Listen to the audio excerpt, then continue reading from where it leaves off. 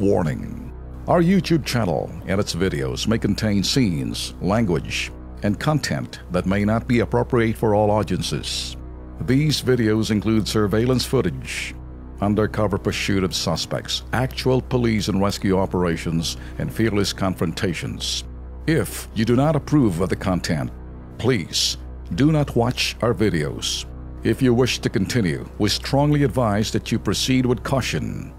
Viewers' discretion is advised.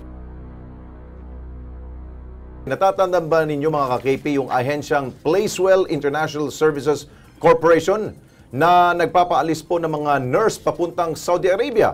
Ikaw, Ben, naalala mo ba yun? Ay, sige, ito yung JAPIX daw na Certificate of Employment. Naku po, good news! Dahil ang isa ho sa kanila, naging biktima ng agency na yan, nakauwi na ho. Buong detalye panoorin natin.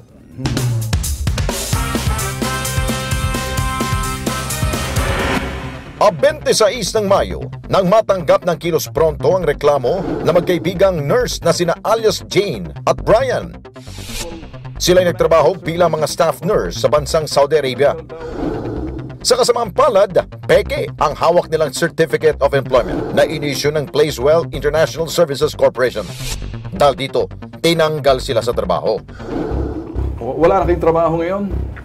Wala pong trabaho since December po, sir. Since December na. Dumipensa ang tanggapan ng Placewell International Services Corporation. Yung alin ang fake Document. Yung dokumento ho, sila'y nalagay sa alanganin. Yun lang kasi ang kiniklaim nila. Pero ano yung proof na kami ang gumawa nun?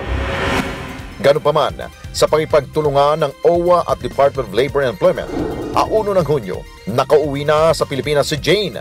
Nagpapasalamat po ako sa Kilos Pronto, especially po kay Sir Ben, kay Sir Alex. Thank you so much po na tinulungan niyo po akong makauwi dito sa Pilipinas. Sana po marami pa po kayong matulungan. Habang ang kanyang kaibigan si Brian, inaantay na lamang ang araw ng kanyang biyahe pauwi ng bansa.